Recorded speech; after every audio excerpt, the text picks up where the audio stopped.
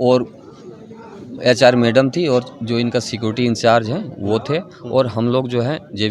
JB cases के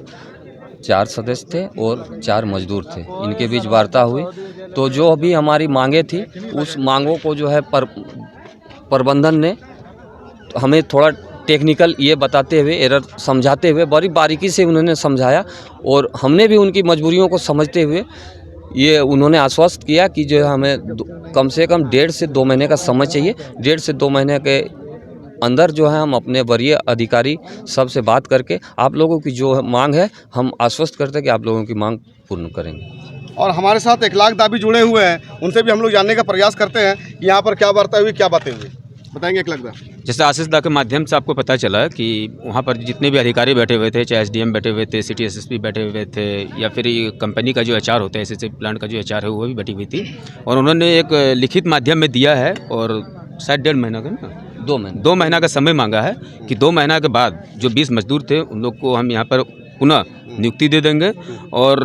जो 70% जो यहाँ पर जो रोजगार है, लोकल रोजगार, उसको दे देंगे, और जो अतिक्रमण किया हुआ है, कुछ ज़मीनों को जो अतिक्रमण करके उन लोग रखे हुए हैं क्वार्टर के रूप में या जिस रूप में भी, उनको हम लोग अपने से आला अधिकारी को ज्ञापन दे करके सौंप देंगे, ताकि जो ज़मीन यहाँ पर अतिक्रमण करके लोग रखे हुए हैं वहाँ से जल्द से उन लोगों को हटा दिया जाएगा। जो भी पेपर दिया गया है एक सादा कागज में लिखा हुआ है, इसमें कहाँ तक सत्यता है? क्या लगता है कि 2 महीना में कंपनी आपकी मांगों को पूरा करेगी? देखिए, इस गेट पर आज पहला ये आंदोलन नहीं हुआ है। अगर देखा जाए तो इससे पहले भी 2-3 बार आंदोलन हुआ है, और 2-3 बार आंदोलन जो तो हुआ था तो यहाँ लोगों के ऊपर लाठियाँ चली थी, लेकिन यह पहला आंदोलन हुआ कि लाठी नहीं चला, और वार्ता के लिए अधिकारी से लेकर के आपका जो यहाँ पर HR मैम है उन लोग सब आए, और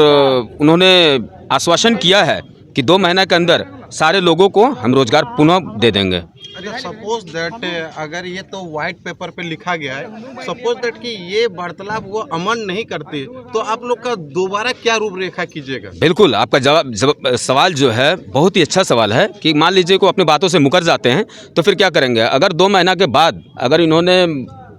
रोजगार नहीं दिया यहाँ के लोगों को, या जो भी उन्होंने हमने जो अपनी मांगे रखे थे मांगों को पूरा नहीं किया, तो इस बार जो होगा ना, इस बार एक चीज़ जान लिया, आंदोलन नहीं, बहुत बड़ा विरोध होगा यहाँ पर, बहुत बड़ा विरोध होगा, और पूरा JB केसेस के पूरा झारखंड से जितने भी लोग हैं सारे लोग यहाँ पर पुनः आएंगे, और मुझे उम्मीद और आशा है कि हम लोग जहाँ पर भी गए हैं, JB केसेस की टीम गई है, जयराम दा गए हैं, वहाँ जो रिजल्ट हुआ है आज तक पॉजिटिव ही रिजल्ट हुआ है। किसी मीडिया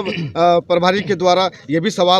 सवाल दागा गया, ये भी बोला गया कि यहाँ पर बहुत सारी पार्टियाँ बिक चुकी हैं, तो क्या टाइगर नहीं बिक सकता है? इसमें कहाँ तक सत्यता है? नहीं, मैंने आपको पहले भी कहा कि मैंने टाइगर को बड़ा करीबी से पढ़ा हूँ। मैं एक टीचर हूँ, मेरी स्कूल चलती है। एक टीचर होकर के मैं राजनीति में आया हूँ, तो कोई एक रीज़न है। को आज तक ये इतिहास गवाह है कि पूरा इंडिया लेवल में आप देखिए कि सारे राजनेता जो है वो बिकाऊ है। आप देखिए कहीं पर भी कोई घटना होता है, चाहे मुआवजा को हो या कोई भी चीज़ का हो, तो जो भी नेता जाते हैं वो देखते होंगे प्लांट के अंदर जाकर के बात करते हैं, लेकिन जयराम ही एक ऐसा आदमी है, ऑन टेबल ऑन कैमरा पे हम लोग बात करते हैं। इसी का नतीजा है कि जितने भी लोग हैं, पीड़ित परिवार हैं, आज हम लोगों के ऊपर, जयराम दा के ऊपर, मतलब JB केसेस के ऊपर एक आशा की निगाह से देखते हैं कि लोग आएंगे, वार्ता सफल होगी, और जो मुआवजा जो मांग है उस मांग को पूरा किया जाएगा। अच्छा, SR फंड से जो डेवलपमेंट की रूपरेखा तैयार की जाती, वो SR फंड से यहाँ किया जा रहा है? CSR फंड से जो किया जाता है वहाँ पर किया जा रहा है? वहाँ पर देखिए, जो SR फंड से जो आपका डेवलपमेंट होता है, मान लीजिए स्वास्थ्य का लेकर के, एजुकेशन का लेकर के, वो सब जो भी चीज़ है, वो 2 महीना के बाद आप हमसे पुनः इस सवाल को कीजिएगा, मैं आपको पुनः इसका बहुत अच्छा से जवाब दूंगा। और आप देख रहे थे शाहनवाज अख्तर लाइव। धन्यवाद।